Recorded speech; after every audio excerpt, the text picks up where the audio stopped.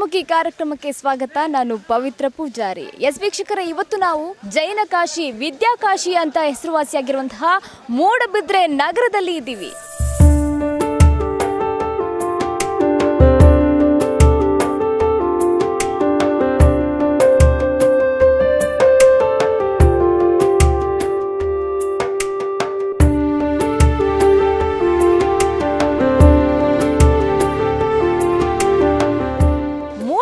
ಇದ್ಯಾವುದಪ್ಪ ಸಂಘಟನೆ ಅಂದರೆ, ನನ್ನ ಹಿಂದೆ ನೋಡ್ತಾ ಇರ್ಬೋದು ನೀವು ವೀಕ್ಷಕರೇ, ಕೆಲವೊಂದು ಯುವಕರ ತಂಡ ಇಲ್ಲಿ ಸ್ವಚ್ಛತೆಯ ಕಾರ್ಯದಲ್ಲಿ ತೊಡಗಿಕೊಂಡಿದೆ. ಇವತ್ತು ಸಂಡೇ ಆದರೂ ಕೂಡ ಬೆಳಿಗ್ಗೆ ಬೇಗನೆ ಎದ್ದು ನಮ್ಮ ಊರು ಸ್ವಚ್ಛವಾಗಿರಬೇಕು, ಸ್ವಚ್ಛ ಭಾರತದ ಕನಸನ್ನು ನನಸು ಮಾಡಬೇಕು ಅಂತ ಈ ತಂಡ ಇಲ್ಲಿ ಬಂದು ಕಾರ್ಯವನ್ನು ನಿರ್ವಹಿಸ್ತಾ ಇದೆ. ಈ ಒಂದು ಸಂಘಟನೆಯ ಹೆಸರು ಇನ್ಯಾವುದೂ ಅಲ್ಲ, ಜವನೇರ್ಬೆದ್ರ ಸಂಘಟನೆ. ಸಾಕಷ್ಟು ಸಮಾಜಮುಖಿ ಕಾರ್ಯಗಳಿಂದ ಈಗಾಗಲೇ ಪ್ರಸಿದ್ಧಿಯನ್ನು ಪಡೆದಿರುವಂತಹ ಸಂಘಟನೆ ಇದು. ಈಗಾಗಲೇ ಹಲವಾರು ವಾರಗಳಿಂದ ಪ್ರತಿ ಆದಿತ್ಯವಾರ, ಪ್ರತಿ ಭಾನುವಾರದಂದು ಈ ಒಂದು ಸಂಘಟನೆ, ಜವನೇರ್ಬೆದ್ರ ಸಂಘಟನೆ ಸ್ವಚ್ಛ ಕಾರ್ಯದಲ್ಲಿ ತೊಡಗಿಕೊಂಡಿದೆ. ಜೊತೆಗೆ ಇನ್ನೂ ಹಲವು ವಿಭಿನ್ನ ಯೋಜನೆಗಳ ಮುಖಾಂತರ ಜನಪ್ರಸಿದ್ಧಿಯನ್ನು ಪಡೆದಿರುವಂತಹ ಸಂಘಟನೆ ಅಂದರೆ ಜವನೇರ್ಬೆದ್ರ ಸಂಘಟನೆ. ಅಮರ್ಕೋಟೆ ಅವರ ಒಂದು ನೇತೃತ್ವದಲ್ಲಿ ಈ ಸಂಘಟನೆ ಸಾಗ್ತಾ ಇದೆ. ಈ ಸಂಘಟನೆ ಬಗ್ಗೆ ಇನ್ನಷ್ಟು ಇನ್ಫಾರ್ಮೇಶನ್ ಬರ್ತಾ ಇದೆ, ನೋಡ್ಕೊಂಡು ಬನ್ನಿ.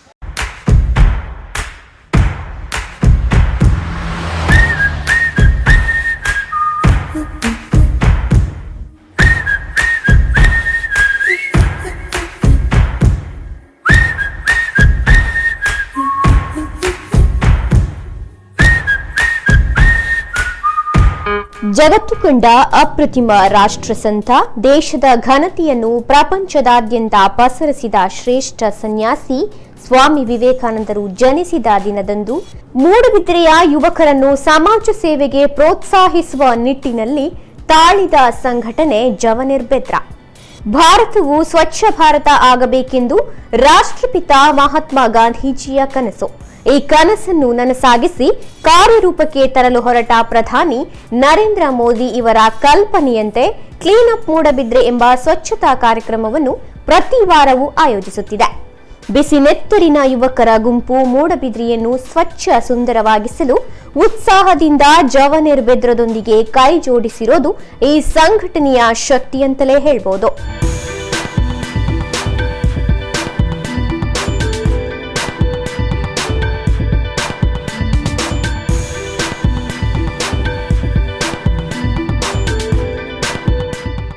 ಅಂದ್ಹಾಗೆ ಬರೀ ಸ್ವಚ್ಛತಾ ಕಾರ್ಯಕ್ಕೆ ಜವನೇರ್ಬೆದ್ರ ಸಂಘಟನೆ ಹೆಸರುವಾಸಿಯಾಗಿಲ್ಲ.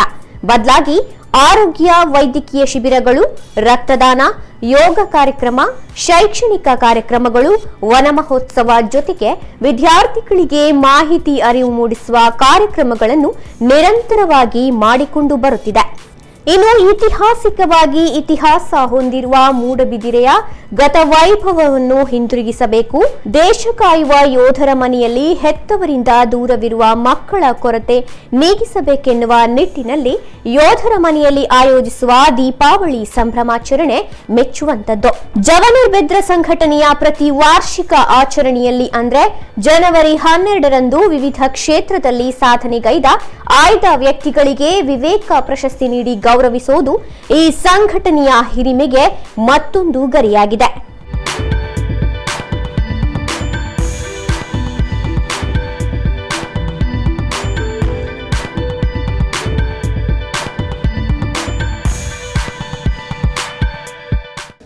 ಸ್ವಚ್ಛ ಭಾರತದ ಕನಸನ್ನ ಹೊತ್ತು ಮೂಡಬಿದ್ರೆಯನ್ನ ಕೂಡ ಸ್ವಚ್ಛ ನಗರಿಯನ್ನಾಗಿ ಮಾಡಬೇಕು ಅಂತ ಸಾಕಷ್ಟು ಶ್ರಮಿಸ್ತಾ ಇರುವ ಜವನೇರ್ಬೆದ್ರ ಸಂಘಟನೆಯ ನೇತೃತ್ವ ವಹಿಸಿದಂತಹ ಅಮರ್ಕೋಟೆ ಅವರು ನಮ್ಮ ಜೊತೆ ಇದ್ದಾರೆ. ಸರ್ ನಮಸ್ತೆ. ಸರ್, ಈಗ ಸ್ವಚ್ಛ ಭಾರತದ ಕನಸನ್ನು ನನಸು ಮಾಡೋದಕ್ಕೆ ಈ ಒಂದು ಮೂಡಬಿದ್ರೆ ನಗರದಲ್ಲಿ ಜೊತೆಗೆ ಹಲವು ವಿಭಿನ್ನ ಕಾರ್ಯಗಳನ್ನು ಕೂಡ ಜವನೇರ್ಬೆದ್ರ ಸಂಘಟನೆ ಮಾಡ್ತಾ ಇದೆ. ಸರ್, ನೀವು ಈ ಒಂದು ಸಂಘಟನೆಯ ನೇತೃತ್ವ ವಹಿಸಿದ್ದೀರಾ. ಈ ಸಂಘಟನೆ ಪ್ರಾರಂಭವಾದಂತಹ ಉದ್ದೇಶ ಏನು? ಇವತ್ತು ಮೂಡುಬಿದ್ರೆಯಲ್ಲಿ ಭಾಳಷ್ಟು ಸಂಘಟನೆಗಳಿವೆ. ಯುವಕರನ್ನು ಒಂದೆಡೆ ಸೇರಿಸಿಕೊಂಡು ನಾವು ಜಾತಿ ಆಧಾರಿತವಾದಂಥ ಸಂಘಟನೆಗಳು ಈ ದಿನಗಳಲ್ಲಿ ಹೆಚ್ಚು ಕಾಣ್ತಾ ಇದೆ.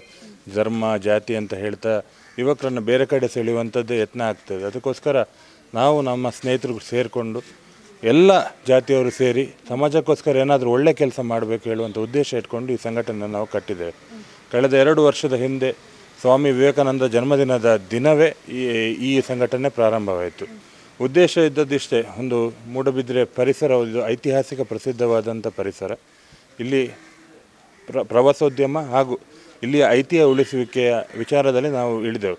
ಅದರ ನಂತರ ಒಂದೊಂದೇ ಸಮಸ್ಯೆಗಳು ಎದುರಾಗ್ತಾ ಬರಬೇಕಾದ್ರೆ ನಾವು ಸಾಧಾರಣ ಎಲ್ಲ ಕೆಲಸಕ್ಕೂ ನಾವು ಭಾಗಿಯಾಗ್ತಾ ತೊಡಗ್ತಾ, ಅದರ ನಂತರ ಸ್ವಚ್ಛತೆಯ ವಿಚಾರವು ಪ್ರಬಲವಾಗಿ ಇಲ್ಲಿ ನಮಗೆ ಕಾಡ್ತಾ ಇತ್ತು. ಆ ವಿಚಾರದಲ್ಲಿ ಮುನ್ಸಿಪಾಲಿಟಿ, ಮೂಡಬಿದ್ರೆ ಟೌನ್ ಮುನ್ಸಿಪಾಲಿಟಿ ತೀರಾ ಸ್ವಲ್ಪ ಅವ್ರು ಎಷ್ಟು ಕೆಲಸ ಮಾಡಿದರೂ ಜನತೆ ಅದನ್ನು ಜಾಗೃತಿ ಆಗಿರಲಿಲ್ಲ. ಅದಕ್ಕೋಸ್ಕರ ನಾವು ಕಳೆದ 69 ವಾರದಿಂದ ನಿರಂತರ ಈ ಒಂದು ಹೋರಾಟ ಹಾಗೂ ಪ್ರಯತ್ನದಲ್ಲಿದ್ದೇವೆ. ಸಾಧಾರಣ ಮಟ್ಟಿಗೆ ಒಂದು 50% ನಾವು ಸಫಲವಾಗಿದ್ದೇವೆ. ಆದರೆ ಇನ್ನಷ್ಟು ಕೆಲಸ ಆಗಲಿಕ್ಕಿದೆ. ಈ ಕೆಲಸ ನಾವು ಇಲ್ಲೇ ನಿಲ್ಲಿಸೋದಿಲ್ಲ. ಗುರಿ ಮುಟ್ಟುವ ತನಕ ನಾವು ಜವಣೇರಬಿದ್ರೆ ಸಂಘಟನೆ ನಾವು ಈ ಕೆಲಸವನ್ನು ಮಾಡ್ತೇವೆ. ಕಳೆದ ಪ್ರಥಮ ಒಂದು ಈ ಕ್ಲೀನಪ್ ಮೂಡಬಿದ್ರೆ ಕಾರ್ಯಕ್ರಮಕ್ಕೆ 4-5 ಜನ ಸೇರಿ ಮಾಡಿದಂಥ ಒಂದು ಕ್ಲೀನಪ್ ಇವತ್ತು ನೀವೇ ನೋಡ್ಬೋದು 35ರಿಂದ 40 ಯುವಕರೇ ಸೇರುವಂಥದ್ದು. 7 ಗಂಟೆಗೆ ಸಾಮಾನ್ಯವಾಗಿ ನಾವೆಲ್ಲ ಮೊದಲು ಹೇಳ್ತಾ ಇರಲಿಲ್ಲ ಆದಿತ್ಯವಾರದ ದಿನ. ಇವತ್ತು ನಮಗೆ ಹೇಳಿಲ್ಲ ಆದರೆ ಒಂದು ಇಡೀ ವಾರ ಒಂದು ಮಿಸ್ ಮ್ಯಾಚ್ ಆದಾಗೆ ಆಗ್ತದೆ. ಅದಕ್ಕೋಸ್ಕರ ಎಲ್ಲರೂ ಒಟ್ಟು ಸೇರಿಕೊಂಡು ಈ ಸೇವೆಯನ್ನು ಇವತ್ತು ಖಾಲಿ ಪರಿಸರದ ವಿಚಾರ, ಬಲ್ಲೆ ಕೆಟ್ಟುವಂಥದ್ದು, ಗಿಡಗಂಟೆಗಳಾದ ವಿಚಾರ ಇತ್ತು. ಹೋದ ವಾರ ನೀವು ನೋಡ್ತಾ ಇದ್ರೆ ಡ್ರೈನೇಜ್ನಲ್ಲಿ ಬ್ಲಾಕ್ ಇದ್ದದನ್ನು ನಮ್ಮ ಹುಡುಗರು ಕೈ ಹಾಕಿ ತೆಗೆಯುವಂಥ ಕೆಲಸವನ್ನು ಮಾಡ್ತಾಯಿದ್ರು.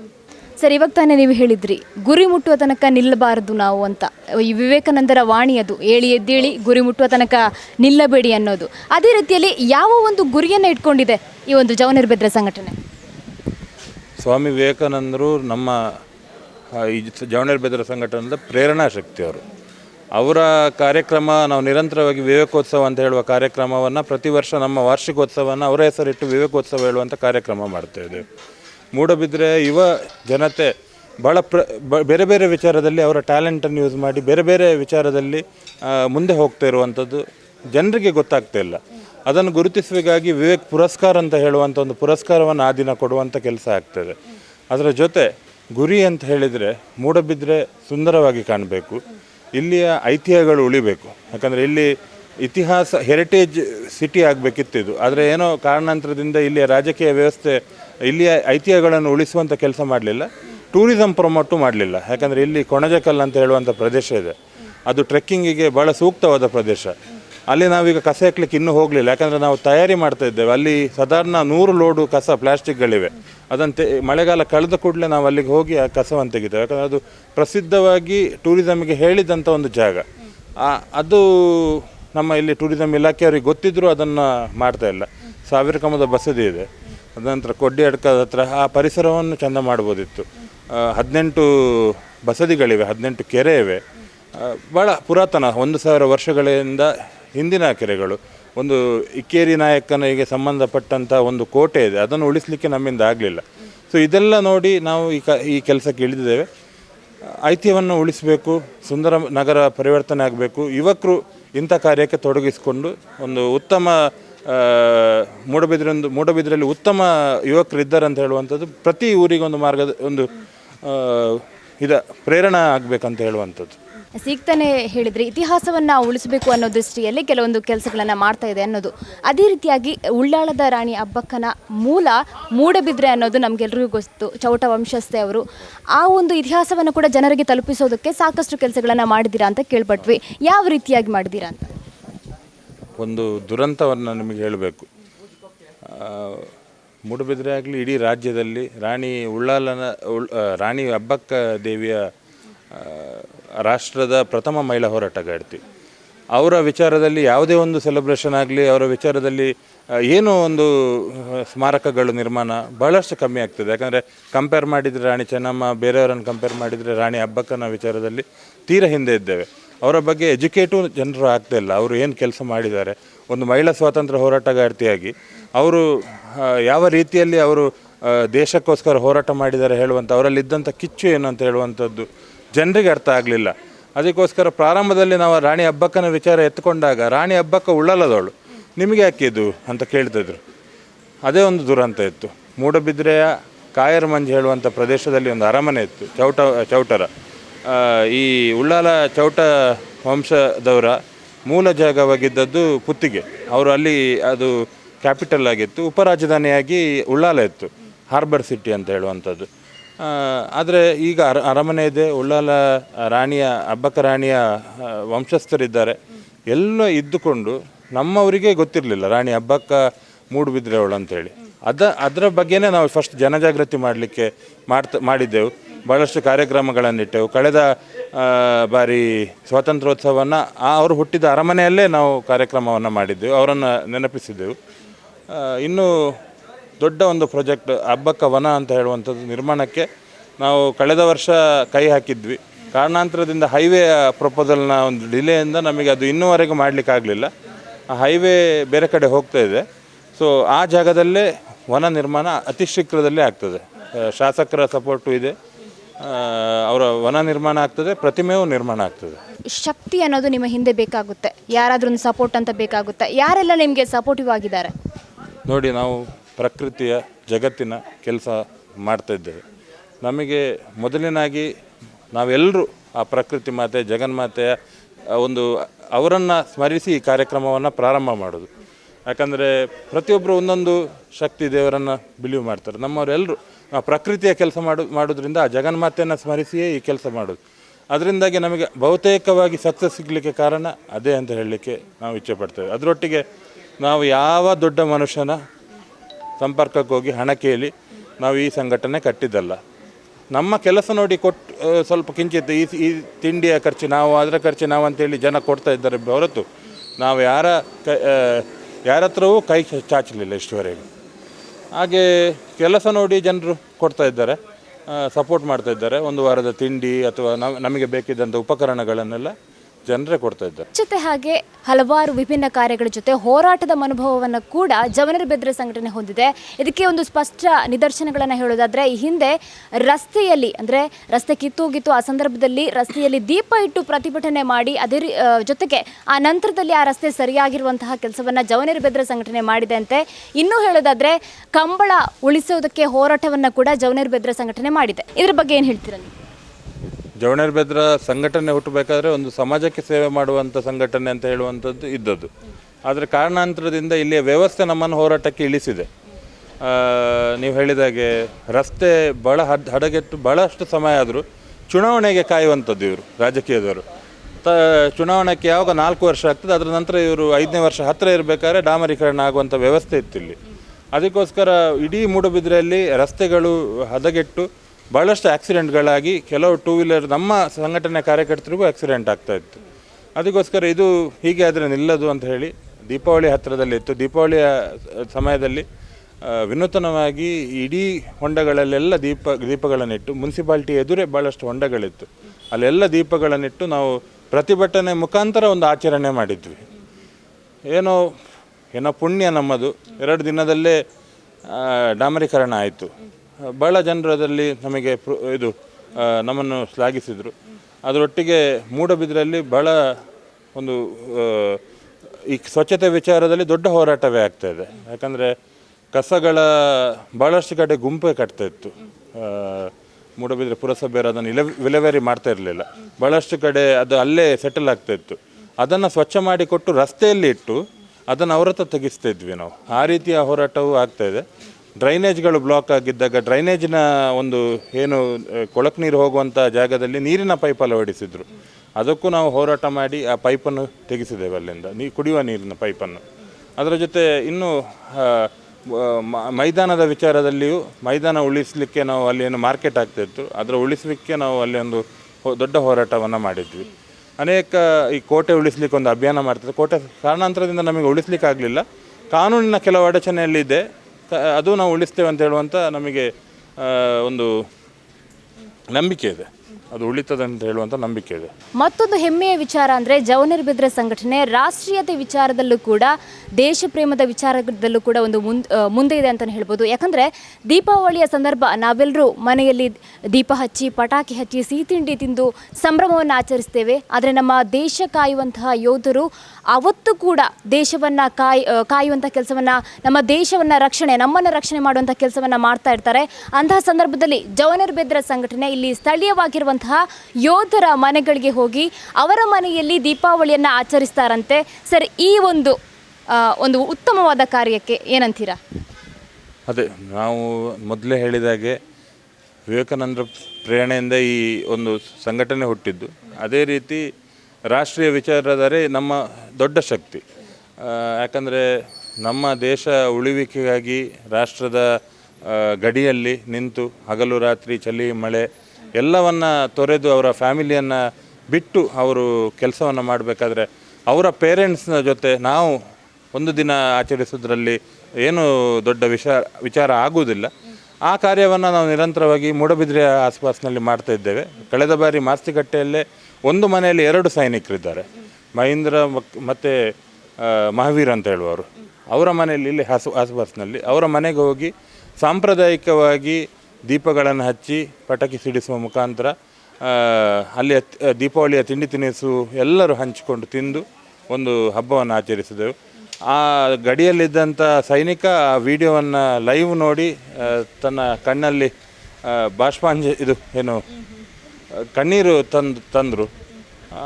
ಭಾಳ ಪುಣ್ಯದ ಕಾರ್ಯ ಅಂತ ಎನಿಸ್ತದೆ. ಅಂಥ ಕೆಲಸ ಎಲ್ಲ ನಮ್ಮ ಹತ್ರ ಜಗನ್ಮಾತೆ ಮಾಡಿಸುವಂಥದ್ದು. ಖಂಡಿತವಾಗ್ಲೂ ಸರ್, ವಿವೇಕಾನಂದರ ವಿಚಾರಧಾರೆಗಳನ್ನು ಇಟ್ಕೊಂಡು ಉತ್ತಮ ಕೆಲಸಗಳನ್ನು ತಾವು ಮಾಡ್ತಾ ಇದ್ರೆ ತಮ್ಮ ನೇತೃತ್ವದಲ್ಲಿ ಜವನಿರ್ಭದ್ರ ಸಂಘಟನೆ ಇನ್ನಷ್ಟು ಮುಂದುವರಿಲಿ ಅಂತ ನಾವು ಕೂಡ ಆಶಿಸ್ತೀವಿ. ಧನ್ಯವಾದಗಳು. ಆರೋಗ್ಯದ ದೃಷ್ಟಿಯಿಂದ ಯಾವ ರೀತಿಯಾದ ಒಂದು ಕಾರ್ಯಗಳನ್ನು ಜವನಿರ್ಭದ್ರ ಸಂಘಟನೆ ಮಾಡ್ತಾ ಇದೆ ಅನ್ನೋದನ್ನು ಕೇಳ್ಪಟ್ವಿ. ಇನ್ನು ಶೈಕ್ಷಣಿಕವಾಗಿ ಹಾಗೆ ಪರಿಸರ ಜಾಗೃತಿಯನ್ನು ಕೂಡ ಜವನಿರ್ಭದ್ರ ಸಂಘಟನೆ ಮಾಡ್ತಾ ಇದೆ. ಈ ಬಗ್ಗೆ ಮಾತಾಡೋದಕ್ಕೆ ನಮ್ಮ ಜೊತೆ ಪ್ರಭು ಅವರು ಇದ್ದಾರೆ. ಸರ್ ನಮಸ್ತೆ. ನಮಸ್ತೆ ಮ್ಯಾಮ್. ಎಸ್, ಶೈಕ್ಷಣಿಕ ರೀತಿಯಲ್ಲಿ ಜವನಿರ್ಭದ್ರ ಸಂಘಟನೆ ಯಾವ ರೀತಿಯ ಕಾರ್ಯನಿರ್ವಹಿಸ್ತಾ ಇದೆ? ನೀವು ಯಾವಾಗ ಈ ಒಂದು ಸಂಘಟನೆಗೆ ಜಾಯ್ನ್ ಆದ್ರಿ? ಮೇಡಮ್, ನಮ್ಮ ಜವನಿರ್ಭದ್ರ ಸಂಘಟನೆಯು ಏನು ಬರೀ ಯುವಕರಿಗಷ್ಟೇ ಸೀಮಿತವಾಗಿಲ್ಲ. ಇಲ್ಲಿ ಯುವಕರು, ಮಕ್ಕಳು, ಹಿರಿಯರು ಇಷ್ಟೇ ಅಲ್ಲ, ಜೊತೆಗೆ ಎಲ್ಲ ವರ್ಗದ ಜನರಿದ್ದಾರೆ. ಶಿಕ್ಷಕರು, ಡಾಕ್ಟರ್ಸು, ಪ್ರೊಫೆಸರ್ಸು, ಎಲ್ಲ ವರ್ಗದ ಜನರಿದ್ದಾರೆ. ಏನು ಶೈಕ್ಷಣಿಕ ವರ್ಗದಿಂದ ಏನು ಶೈಕ್ಷಣಿಕ ಪ್ರಮುಖ ಅಂತ ಏನಿದೆ, ನಮ್ಮದು ಬೇರೆ ಬೇರೆ ವಿಭಾಗಗಳಿದೆ. ಶೈಕ್ಷಣಿಕ ಪ್ರಮುಖ, ಆರೋಗ್ಯ ಪ್ರಮುಖ ಆ ಥರ. ಈ ಶೈಕ್ಷಣಿಕ ಪ್ರಮುಖದಿಂದ ನಾವು ಮಕ್ಕಳಿಗೆ ಶಾಲೆಗಳಿಗೆ ತೆರಳಿ ಪರಿಸರ ಈ ವರ್ಷ ಏನು ಈ ತಿಂಗಳು ಏನು ಪರಿಸರ ದಿನಾಚರಣೆಯನ್ನು ನಾವು ಏನು ಆಚರಿಸ್ತೀವಲ್ವ, ಸೊ ಶಾಲೆಗೆ ತೆರಳಿ ಮಕ್ಕಳಿಗೆ ಅರಿವನ್ನು ಮೂಡಿಸುವ ಉದ್ದೇಶದಿಂದ ಸಂವಾದವನ್ನು ಕೂಡ ಹಮ್ಮಿಕೊಂಡಿದ್ದೇವೆ. ಈ ಸಂವಾದದಲ್ಲಿ ಈ ಪ್ಲಾಸ್ಟಿಕ್ ಉಪಯೋಗದಿಂದ ಆಗುವ ಅನಾಹುತಗಳು ಅದನ್ನು ಹೇಗೆ ನಿಯಂತ್ರಿಸಬೇಕು, ಆಮೇಲೆ ಅದರಿಂದ ಜನರಿಗೆ ಯಾವ ರೀತಿ ಸಮಸ್ಯೆ, ಅದರ ಬಗ್ಗೆ ನಾವು ಮಕ್ಕಳಿಗೆ ಒಂದು ವಿಷಯವನ್ನು ಅರಿವು ಮೂಡಿಸಿದ್ದೇವೆ. ಅಷ್ಟೇ ಅಲ್ಲ, ಇನ್ನಿತರ ಸ್ವಚ್ಛತೆಯ ಬಗ್ಗೆ ಸ್ವಚ್ಛತೆಯನ್ನು ನಾವು ಹೇಗೆ ಕಾಪಾಡ್ಕೋಬೇಕು, ನಮ್ಮ ಪರಿಸರವನ್ನು ಹೇಗೆ ಶುದ್ಧವಾಗಿಡಬೇಕು ಅನ್ನೋ ಬಗ್ಗೆ ಮಾಹಿತಿಯನ್ನು ನಾವು 2 ವಾರಗಳಿಂದ ಮಾಡ್ತಾ ಬಂದಿದ್ದೇವೆ. ಪ್ರತಿ ಶಾಲೆಗೆ ತೆರಳಿ ಇನ್ನೂ ಕೂಡ ನಾವು ಶಾಲೆಗಳಿಗೆ ತೆರಳಿ ಇದರ ಬಗ್ಗೆ ಮಾಹಿತಿಯನ್ನು ಕೊಡಲಿಕ್ಕೆ ಇದೆ ಮ್ಯಾಮ್. ಈ ಒಂದು ಕಾರ್ಯಕ್ರಮಕ್ಕೆ ಯಾವ ರೀತಿಯ ಒಂದು ರೆಸ್ಪಾನ್ಸ್ ಸಿಗ್ತಾ ಇದೆ? ಉತ್ತಮ ರೀತಿಯ ರೆಸ್ಪಾನ್ಸ್ ಸಿಗ್ತಾ ಇದೆ.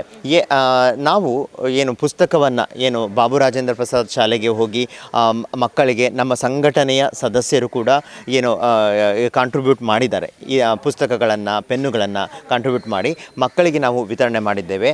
ಏನು ಮಕ್ಕಳು ಕೂಡ ನೀವೇನು ಕೇಳಿದ್ರಲ್ಲ ಯಾವ ರೀತಿ ರೆಸ್ಪಾನ್ಸ್ ಅಂತ, ಉತ್ತಮ ರೀತಿಯಲ್ಲಿ ರೆಸ್ಪಾನ್ಸ್ ಕೊಡ್ತಾ ಇದ್ದಾರೆ. ನೀವು ನಮ್ಮ ಸಂಘಟನೆಯಲ್ಲಿ ನೋಡಿರ್ಬೋದು, ಬರೀ ಯುವಕರಷ್ಟೇ ಅಲ್ಲ, ಮಕ್ಕಳು ಕೂಡ ಸ್ವಚ್ಛತೆಯಲ್ಲಿ ಪ್ರತಿ ವಾರ ಆಗಮಿಸಿ ಸ್ವಚ್ಛತೆಯನ್ನು ಮಾಡ್ತಾ ಇದ್ದಾರೆ. ಈ ರೀತಿಯಾಗಿ ಸಂಘಟನೆ ಎಲ್ಲಾ ರೀತಿಯಲ್ಲೂ ಕೂಡ ಒಂದೊಂದು ವಿಭಾಗದಲ್ಲಿ ಒಗ್ಗೂಡಿಸ್ಕೊಂಡು ಇನ್ವಾಲ್ವ್ ಮಾಡ್ಕೊಳ್ತಾ ಇದೆ. ಖಂಡಿತ ಎಲ್ಲರನ್ನೂ ಕೂಡ ಒಗ್ಗೂಡಿಸ್ಕೊಂಡು ಹೋಗ್ತಾ ಇದೆ.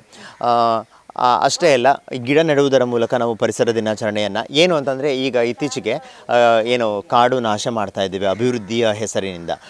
ಹಾಗಾಗಿ ಗಿಡ ನೆಡುವುದರ ಮುಖಾಂತರ ಜನರಿಗೆ ಒಂದು ಮಾರ್ಗದರ್ಶನವನ್ನು ನಾವು ಮಾಡ್ತಾ ಇದ್ದೇವೆ. ಈಗ ಮಕ್ಕಳನ್ನು ಎನ್ಕರೇಜ್ ಮಾಡುವ ಉದ್ದೇಶದಿಂದ ಮಕ್ಕಳಿಗೆ ನಮ್ಮ ಸಂಘಟನೆಯವರು ಏನು ಸ್ಕಾಲರ್ಶಿಪ್ಪನ್ನು ಕೂಡ ಕೊಟ್ಟಿದ್ದಾರೆ. ಅಂದರೆ ತೀರಾ ಕಡು ಬಡವ ಮಕ್ಕಳಿದ್ದವರಿಗೆ ಸ್ಕಾಲರ್ಶಿಪ್ಪನ್ನು ಕೊಡುವ ಮುಖಾಂತರ ಅವರಿಗೆ ಶಿಕ್ಷಣಕ್ಕೆ ಉತ್ತೇಜಿಸುವ ಕೆಲಸದಲ್ಲೂ ಕೂಡ ನಮ್ಮ ಜವನಿರ್ಭದ್ರ ಸಂಘಟನೆ ಮತ್ತು ಶೈಕ್ಷಣಿಕ ಪ್ರಮುಖ ಸಂಘಟನೆ ಕಾರ್ಯನಿರ್ವಹಿಸ್ತಾ ಇದ್ದೇವೆ.